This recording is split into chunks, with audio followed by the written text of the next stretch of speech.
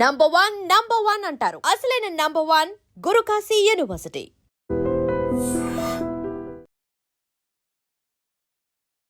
నెల్లూరు జిల్లాలో దారుణం జరిగింది. 7 ఏళ్ల బాలుడి మృతదేహాన్ని గుట్టు చప్పుడు కాకుండా ఇసుకలో పాతిపెట్టేశాడు ఓ వ్యక్తి.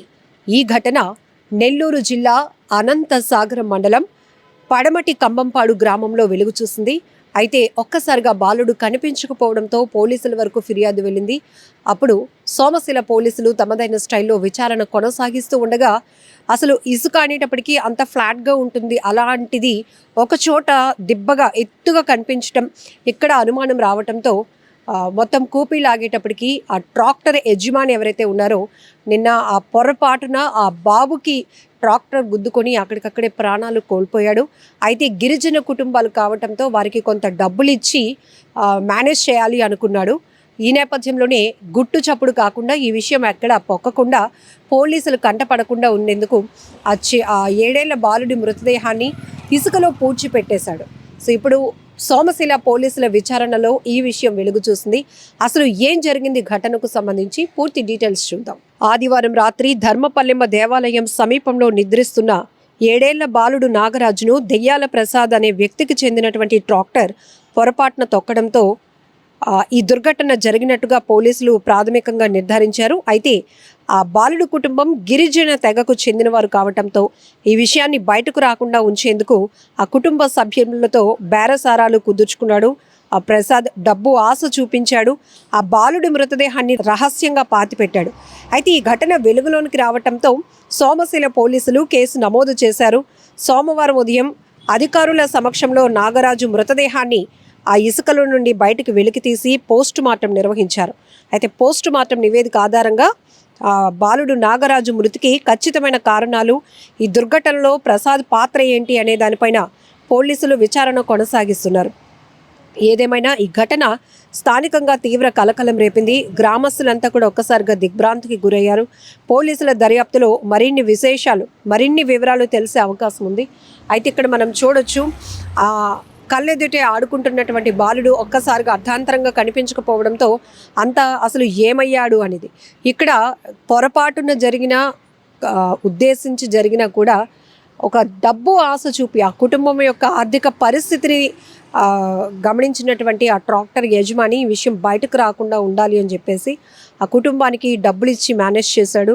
ఆ కుటుంబానికి తెలిసినే ఈ చిన్నారి మృతదేహాన్ని అయితే మాత్రం ఎలాంటి అంత్యక్రియలు అవి జరిపించకుండానే పాతి పెట్టేయాలి అనుకున్నాడు. ఈ విషయం బయటకు పొక్కకుండా ఉండేలాగా ప్లాన్ చేసుకున్నాడు.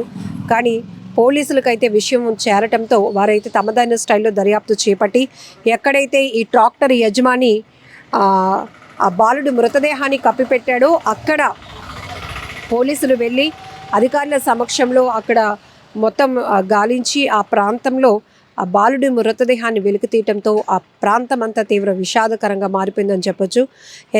ఇక్కడ మనం 2 కోణాల్లో ఆలోచిస్తే, ఒకటి ప్రమాదవశాత్తు అంటే పొరపాటున జరిగినటువంటి తప్పిదాన్ని కప్పిపుచ్చుకోవాలి అనే ఆలోచన ఒకరిది. రెండోది పోగొట్టుకున్నటువంటి కొడుకు, ఇంకొక వ్యక్తి డబ్బులు తమకున్న పరిస్థితిని డబ్బు ఆశ చూపించి దాన్ని మాయ చేయాలనుకున్నాడు. ఈ క్రమంలోనే చనిపోయింది కొడుకు. తనకొక ఎలా చనిపోయినప్పటికీ కూడా మన సాంప్రదాయ ప్రకారం, ఈవెన్ గిరిజన సాంప్రదాయాల్లో కూడా ప్రతిదీ వాళ్ళు చాలా చక్కగా పాటిస్తూ ఉంటారు. అలాంటిది గుట్టు చప్పుడు కాకుండా ఓ వ్యక్తి తమకు డబ్బులు ఇచ్చేశాడని చెప్పేసి ఆ బాలుడి మృతదేహాన్ని, తమ కొడుకు మృతదేహాన్ని పూర్తిగా ఆ వ్యక్తికి అప్పగించేసినటువంటి పరిస్థితి. ఆ ట్రాక్టర్ యజమాని ప్రసాద్ నాగరాజు అనే 7 ఏళ్ల బాలుడి మృతదేహాన్ని తీసుకెళ్లి ఇసుకలో కప్పెట్టేశాడు. అది జనావాసాలు తిరిగేటటువంటి ప్రాంతం. ఎప్పటికైనా ఒకవేళ మనం చూస్తూ ఉంటాం, బీచ్ లాంటి ప్రాంతాల్లో కావచ్చు, మట్టి దెబ్బలు ఉన్న ప్రాంతాల్లో కుక్కలు కానీ ఏవైనా జంతువులు సంచరించినప్పుడు అవి తవ్వి ఆ ఇసుకను తవ్వడం, అలాంటి సమయంలో కొన్ని అస్థి పంజరాలు కూడా బయటపడిన సందర్భాలు కూడా మనం చూసాం. ఈవెన్ మనం బీచ్ ప్రాంతాల్లో చూస్తే అలా ఎప్పుడో కొట్టుకొచ్చినటువంటి మృతదేహాలు కావచ్చు, హత్యలు చేసి బీచ్ పరిసర ప్రాంతాల్లో ఇసుక తెన్నెల్లో మృతదేహాలను కప్పెట్టినటువంటి ఘటనలు అవి ఎప్పుడు జరుగుతాయో తెలియదు. కానీ ఒక్కొక్కసారి వాతావరణ పరిస్థితుల దృష్ట్యా కావచ్చు, ఆ ఇసుక దిబ్బలు ఏవైతే ఉన్నాయో అవి చెదిరినప్పుడు ఇదిగో ఇలాంటి అస్థిపంజరాలు కూడా బయటపడిన సందర్భాలు కూడా మనం చాలానే చూసాం.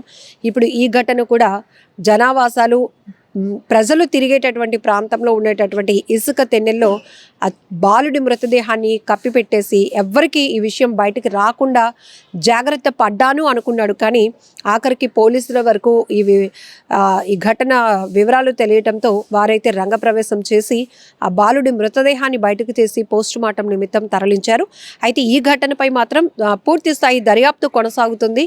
ఇది ఉద్దేశపూర్వకంగా జరిగిందా లేకపోతే ప్రాథమికంగా వారు గుర్తించినట్టుగా అనుకోకుండానే జరిగినటువంటి పొరపాట ప్రమాదం అనే దానిపై కూడా పోలీసులు ఫోకస్ చేస్తున్నారు. నిజంగా ప్రస్తుతం ఉన్నటువంటి సమాజం దేనికి ప్రయారిటీ ఇస్తుంది?